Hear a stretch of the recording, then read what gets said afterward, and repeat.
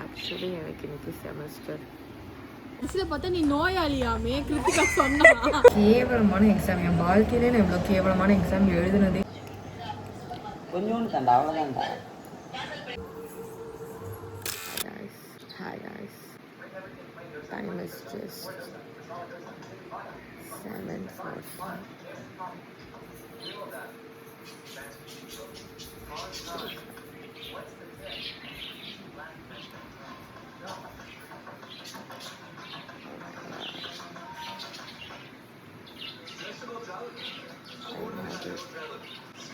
Example.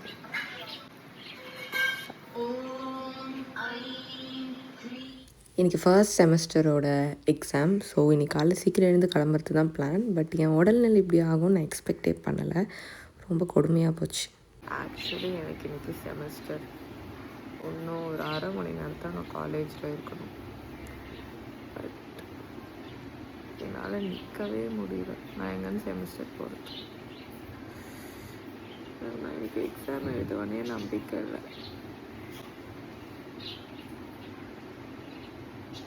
பேசவே முடியும். நான் அட்லீஸ்ட் 8:40க்கு எக்ஸாம் ஹாலில் இருக்கணும். பட் இப்போது 8:15 ஆகுது. இன்னுமே நான் வீட்டில் தான் இருந்தேன். என்னால் எழுந்து போகவே முடியல. ரொம்ப எனக்கு இப்படி ஆகும்னு எதிர்பார்க்கவே இல்லை. அந்த அளவுக்கு உடம்பு சரியாக ஆயிடுச்சு. என் முகத்தை பார்த்தாலே தெரியும், ஒரு மாதிரி தெளிவே இல்லாமல் ஏதோ ஜூஸில் ஏதோ மிக்ஸ் பண்ணி கொடுத்த மாதிரி தான் உட்காந்துட்டு இருந்தேன். ஆனால் எனக்கு என்னென்னா, செமஸ்டர் அன்றைக்கி விலாக் எடுக்கணும் அப்படின்னு நினச்சிட்டு நான் ரெடியானேன். ஏன்னா நாங்கள் நிறைய பிளான்ஸ் வச்சுருந்தோம்.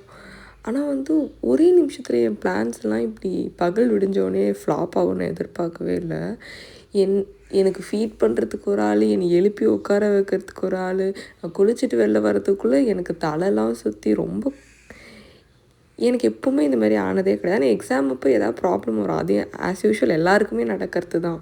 ஆனால் என்னால் எக்ஸாம் எழுத முடியாத அளவுக்கு இப்படி ஆகுன்றத நான் எக்ஸ்பெக்ட் பண்ணலை.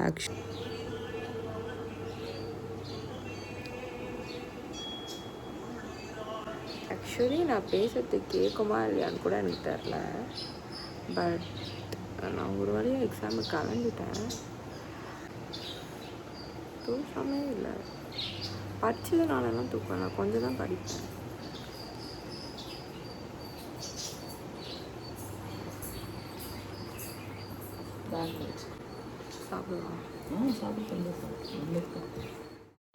இந்த நம்ம ஒன்று பிளான் பண்ணுவோம், கடவுள் ஒன்று நடத்துவார், அதெல்லாம் சொல்லுவாங்களா. அதெல்லாம் என் விஷயத்துலாம் உண்மையாகும் போல்.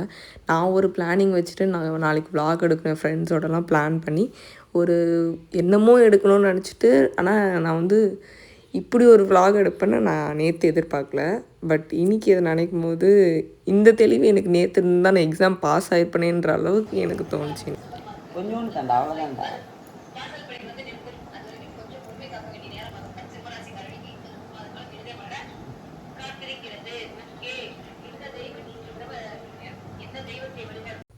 என்ன நடந்தாலும் எனக்கு செமஸ்டர் போய் தான் ஆகணும். ஒரு வழியாக போயிட்டு எக்ஸாம் எழுதிட்டேன்.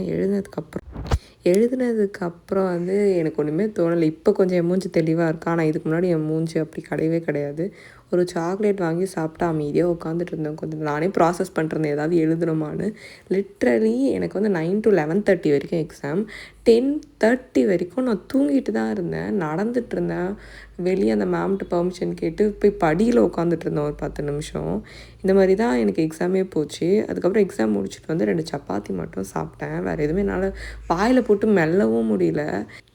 பட் நான் உண்மையை சொல்லணுன்னா ஒரு 10:30 10:40 போல் எனக்கு ஒரு முழிப்பு வந்துச்சு. லைட்டாக கொஞ்சம் தெளிவாச்சு.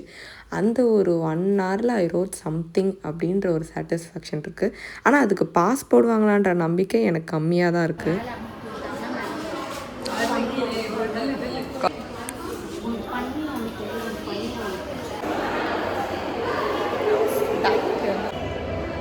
சத்தியமாக இன்னைக்கு எதுக்கு எக்ஸாம் எழுதினேன், என்ன அழகில் எழுதினேன், எதுவும் நான் சொல்ல விரும்பலை.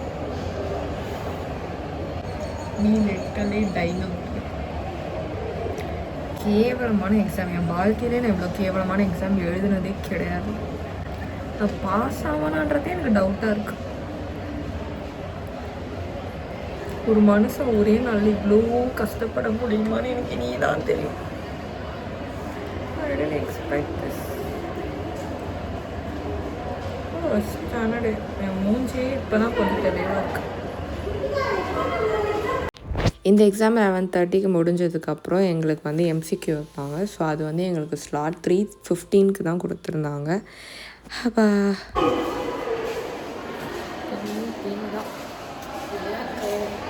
இருப்போம். நான் நல்லா இல்லாத நீங்கள் எல்லோரும் நல்லா தான் இருப்பீங்க. இதெல்லாம் ஒரு 2:30க்கு எடுத்த வீடியோ. ஆக்சுவலி இப்போ என் முகம் ரொம்பவே தெளிவாகிடுச்சு. எனக்கு கொஞ்சம் பெயின் எல்லாமே குறைஞ்சிடுச்சு. கொஞ்சம் நல்லா தான் இருந்தேன். ஆனால் என்னோடய எக்ஸாக்ட் மைண்ட் வாய்ஸ் இந்த தெளிவு எனக்கு அப்போ வந்துருந்துச்சுன்னா நான் ஓரளவுக்கு பாஸ் ஆகிற அளவுக்காக தான் இந்த எக்ஸாம் எழுதியிருப்பேன் அப்படின்றது தான். பட்டு இப்போது என்ன பண்ண முடியும்? ஒன்றுமே பண்ண முடியாது. இப்படி கவுத்தா வருமா? வராது.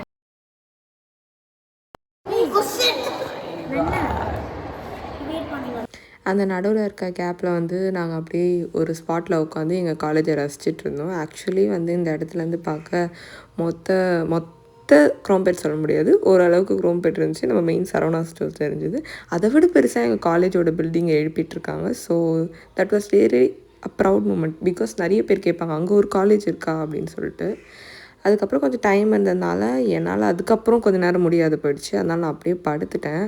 அவளுங்களாம் ஏதோ பண்ணிட்டு விளையாட்டுருந்தாளுங்க. ஸோ இந்த டைமில் வந்து என்ன பண்ணாலும் யாருமே எதுவுமே கேட்க மாட்டாங்க. அதுக்கப்புறம் போயிட்டு எக்ஸாம் எழுதிட்டு வந்துட்டோம். வரவழில் தான் வந்து லிஃப்ட்டுக்குள்ளெல்லாம் பூந்து விளையாட்டு கொஞ்சம் நேரம் பொறுத்து நாங்கள் வந்து சேர்ந்துட்டோம்.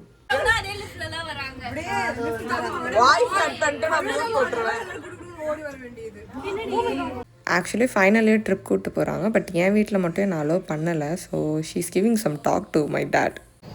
ஏன் கிருத்திகா அங்கிள் கொஞ்சம் ட்ரிப்புக்கு அனுப்புங்க அங்கிள் ப்ளீஸ். நீங்கள் அவளை கொஞ்சம் அனுப்புங்க. நாங்கள் வந்து அவள் தான் எங்களோட ஒரு நல்ல ஒரு என்டர்டெய்னர்னு கூட சொல்லலாம். அவனை சொல்லி நிறுத்துங்களேன்டா. அவன் நிறுத்துற அந்த லூசுக்கு மட்டும் வந்துட்டே இருக்கான். நீங்கள் கொஞ்சம் அவளை அனுப்பிச்சி விடுங்க. எங்கள் அப்பாவே என்னை இந்த 3 வருஷத்தில் ஒரு நாள் கூட விடல. இப்போ தான் அதிசயமாக விட்டுருக்காரு. நாங்கள் எல்லாரும் மொத்தமாக போகலான்னு ஆசைப்படுறோம் அங்கிள். அதனால நீங்கள் அவளை தைரியமா போக வேண்டியது. ட்ரிப்பு போகலான்னு ஆசைப்படுறோம். நீங்கள் கொஞ்சம் அவளை அனுப்பிச்சி விடுங்க அங்கிள் ப்ளீஸ். தம்பி காமெடி வேண்டாம், நான் சொல்லிட்டேன். நான் காமெடி பண்ணாத. காமெடி காமிச்சிருங்க அப்பாயிட்ட. ஓகேப்பா, இதுக்கும் எனக்கும் சம்மந்தம் இல்லை. நான் உடம்பு சரியில்லைன்னு சொல்லிட்டு ஜூஸ் குடிச்சிட்டு இருந்தேன். ஆக்சுவலாக ஜூஸில் கூலிங் கூட கிடையாது. நாக்கு ஒரு மாதிரி இருந்துச்சுன்னு குடிச்சிட்டு இருந்தேன். அதை வந்து வீடியோ எடுத்து உங்கள் அப்பாவுக்கு நான் இப்போ அனுப்புகிறேன், அவர் பாரு என்ன பண்ண போகிறேன் நீ அப்படின்னு சொல்லிட்டு அங்கே நின்றுட்டு ரொம்ப நேரமாக வீடியோ எடுத்துகிட்டு இருந்தா. சரியில்லை சொன்னால் இங்கே வந்து அவங்க அப்பா எல்லாரையும் ஏமாற்றி ஜூஸ் குடிச்சிருங்க. ஜெல்லி சாப்பிட்டுன்னு இருக்கா. நான் வந்து இதை கண்டிப்பாக உங்கள் அப்பாவுக்கு அனுப்புவேன் கிருத்திகா. ஓகேங்களா? எப்படி நீங்கள் குடிக்கிறீங்கன்னு மட்டும் பாருங்கள். நீங்கள் அனுப்பாதீங்க அங்கிள். அங்கிள் கொஞ்சம் ட்ரிப்புக்கு அனுப்புங்க அங்கிள் ப்ளீஸ். என்னங்க இது? சொல்லுங்க என்ன சொல்லுங்க நீங்க சொல்லுங்க. அவ பாருங்க இங்கே இப்படி உங்க பேச்சை மீறி பண்றானா. ட்ரிப்புக்கெல்லாம் வந்து அவள் அவ்வளோதான். பார்த்தீங்களா, ஃபேர்வெலுக்கு டேஷ் வீடியோ போடுவாளாம். டேஷில் உங்களை ஃபில் பண்ண சொல்கிறா.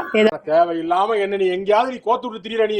காய்ஸ் ரொம்ப முடியல காய்ஸ், வெறியாகுது காய்ஸ். இவளுங்க வேற வேஸ்ட்டாக உட்கார வச்சுட்டு ஜுரம் வேற அடிக்குது காய்ஸ். எனக்கு ஒன்றா ஜுரம். ஆமாம், ஜுரம் இருக்கிறவங்க தான் இப்போ வாயில் என்ன அது அடுத்து ஜுரம் இருக்கிறவங்க ஹரிஷா மாதிரி இருக்கணுங்க. ஆமாம், ஹரிஷா மாதிரி இருக்கணும். அவங்க வந்து எதுவுமே அவங்க வாய் அடக்கம் தன்னடக்கமாக இருக்காங்க. இப்போ நீங்கள் வாய் அடக்க மாட்டேங்கிறீங்க. சில்லுன்னு ஜெல்லி வாங்கி. சரிப்பா, ட்ரிப்பு கேட்கவே இல்லைப்பா, விட்டுறேன்ப்பா. நீ கேளுப்பா. பாரு எல்லாரும் அதுக்குதான் ஆவலா இருக்காங்க. அதுதான் நாம அச்சீவ்மெண்ட். இது எவ்வளவு பெரிய. சரி, நாளைக்கு கான்ஃபரன்ஸ் போற எல்லாரும் பேசுங்க அந்த ஒரு ஆள்கிட்ட. அவர் ஓகே சொன்னா போலாம். எங்க அம்மா பேர் தெரியாம ரேஷன் கார்டுல வந்துருச்சு தலைவர்னு. Printing mistake. அதனால எங்க அம்மா தலைவர் கிடையாது. உண்மையா ரேஷன் கார்டுல தலைவர்னு போட்டு எங்க அம்மா பேரை போட்டாங்க. அதனால வந்து நீங்க ரேஷன் கார்டை பார்த்து தப்பா நினைச்சுட்டு இருக்கீங்க. இது ஒரு பேண்ட்னு போட்டு வந்துட்டேன். ஏய், நீ வரும்போது என்னடி இது எங்க அம்மாவோட செருப்பு. இது நோயாளி மாதிரி. கடைசில பார்த்தா நீ நோயாளியாமே கிருத்திகா சொன்னா. சார் என்ன சார் மொக்க காமெடி போட்டுட்டு இருக்கா சார்? அவன் கிருத்திகான்ற பேரு வத்திகா. நான் வந்த பிறகு தானே ரியலைஸே பண்ணுறேன். என்ன பேண்ட்டு இது, என்ன செருப்பு இது, காலு என்ன ஷாலு, இது என்ன டாப், இது என்ன பேண்ட், இது என்ன செருப்பு. ரப்பர் பேண்ட் வேற வாங்க முடியல. ஐயோ எங்கள் அம்மா செஞ்சு போட்டு கொடுத்தாங்க. வாழ்க்கைக்கு ஒரே ஒரு அட்வைஸ் தான், ஹெல்த்தியாக சாப்பிடுங்க. அப்போதான் இந்த மாதிரி ஏதாவது பிரச்சனை வரும்போது அது கொஞ்சம் கோப்பப் பண்ணி ஹெல்ப் பண்ணும். இல்லைனா என் நிலமை தான் எல்லாருக்கும். அவ்வளோதான், பாய். ஒரு வழியாக வீட்டுக்கு வந்துட்டேன். இன்றைக்கி நாள் ரொம்ப கொடுமையாக இருந்துச்சு. கொடுமையான வழிகள். இதான் எங்கள் அம்மா பார்த்தா எனக்கு காரி துப்புவாங்க. இதெல்லாம் நானாக வச்சுக்கிட்ட சதி. டேஷ் மாதிரி எக்ஸாம் எழுதியிருக்கேன். பாஸ் ஆவேன் துளி கூட நம்பிக்கை இல்லை. சொல்கிறதுக்கு ஒன்று காலையிலே கொடூரமான நிலைமையில் இருந்தேன். கொஞ்சம் ஓகே. ஆனால் என் அவுட்ஃபிட்டை பார்த்தா எனக்கே காரி துப்பணும்னு தோணுது. அவ்வளோ அழகாக போவேன் காலேஜுக்கு. இங்கே என்னமோ பிச்சைக்காரி மாதிரி போயிடுவேன்.